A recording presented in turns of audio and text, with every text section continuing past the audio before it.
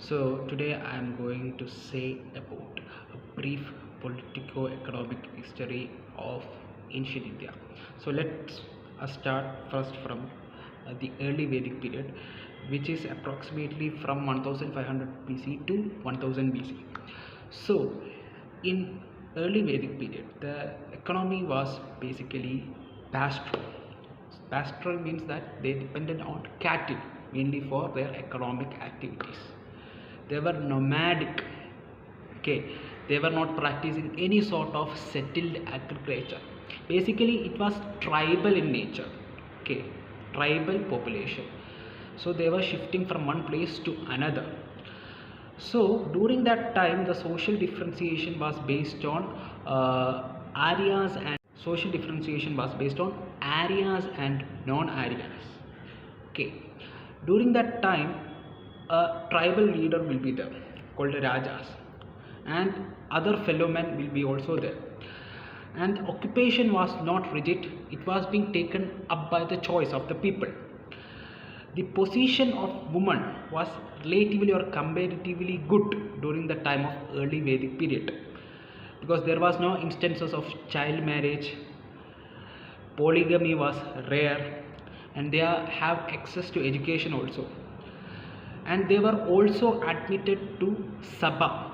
Okay, Sabha is kind of a assembly during the time of early Vedic period.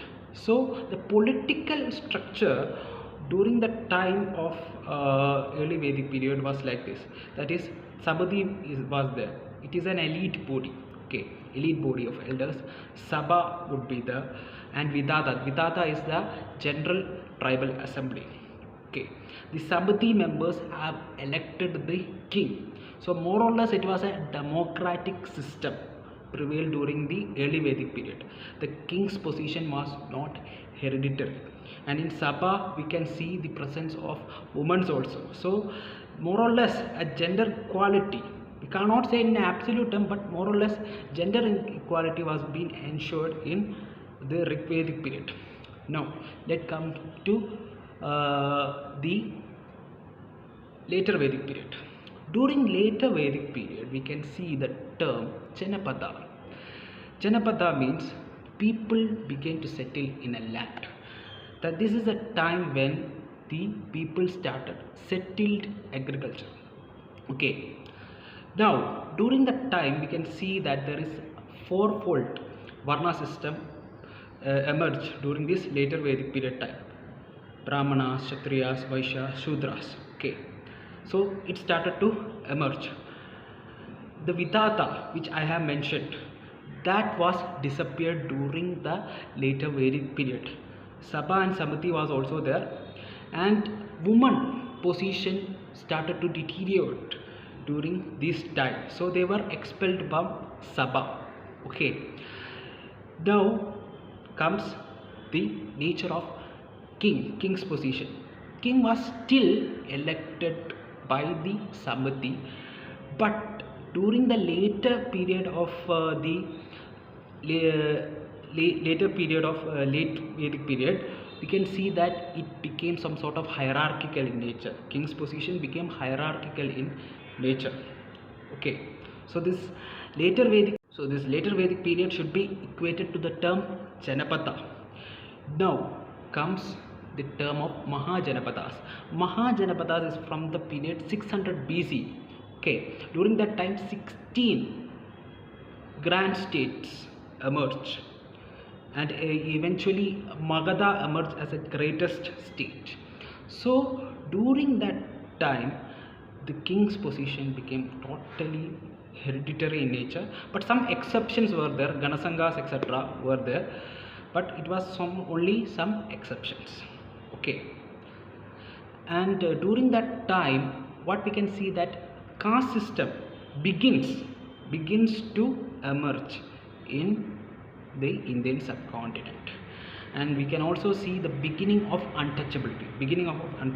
It is not that much severe, but we can see the commencement of untouchability during the time of Mahajanapadas. Okay. Now, after Mahajanapadas, that is from the Mauryan time. Okay, after the Mauryan time, let me come to the Mauryan itself. So during the Mauryan time, we can see a centralized administration generally in ancient India. So during the Mauryan time, we can see a centralized administration in ancient India.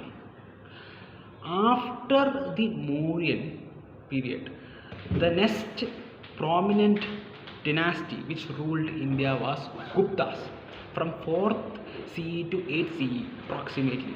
So during that time, we can see a decentralized administration. So the pinnacle of centralized administration was seen during the Maurya times only. After that, we can see the seed of decentralized administration in India. So after Maurya, Sunga, Kanavas, then at the Deccan region, Satavahanas came. So their administrative system resembled that of feudal system. Okay. In Satavahana, Samanta system, etc. So a decentralized system shaped in India. Okay. Now, when it comes to Gupta period, it was more or less decentralized. Okay. But it doesn't mean that it was powerless, but I am just saying that it was decentralized. Now, during the Gupta period, if you are seeing that, we can see that there is a proliferation of caste system. Caste system became rigid. Okay, caste system became rigid, and as well as untouchability became very well pronounced in the society.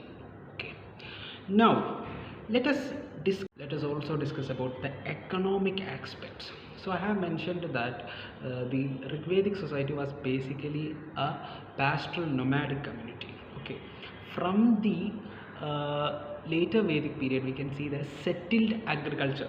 Okay, settled agriculture started. Okay, from that settled agriculture, a more expansive agriculture was seen during the term of Janapada. So during the term of Mahajanapada, that is from 600 BC, we can note it as second urbanization in Indian history. First urbanization is that of IVC, that is Indus Valley Civilization period. So second urbanization is noted from the age of Mahajanapada, that is from 600 BC. So this age is attributed to northern black polished ware age. Okay, so this is additional information. So this was the time of second urbanization. During this time, there was surplus produced in the agricultural sector. Okay, so when this surplus was produced, these surplus food grains need to be traded. So as a result, trading class was created, and it was being fulfilled by the Vaishyas, and Vaishyas were prosperous during that time. Okay, as Vaishyas were prosperous during that time, they wanted a upliftment in their social hierarchy. So as a result of it, various heterodox religious sects like Buddhism and Jainism emerged. Okay, now so this is a time of flourishment of trade in India from the time of Mahajanapadas. Great cities have emerged. Now, from the time of Mahajanapadas, when we reach the Gupta age, half of the Gupta period, the trade was flourishing, but we can see a decline in the trade. Okay, it was partially attributed to the lessening trade link between the Roman Empire and mainly due to Hun invasion. Okay, when the contribution of trade to GDP during that time decreased, land revenue became the main staple resource for the state. So we can to see it in a very concise way, there was a boom in the trade from the time of Mahajanapadas to a decline of trade in the time of Gupta period. When it comes to Gupta period, there was a decline in the trade. So this is the short synopsis of the trade history during the time of early Vedic period. I hope it covered briefly about the politico-economic history of early India.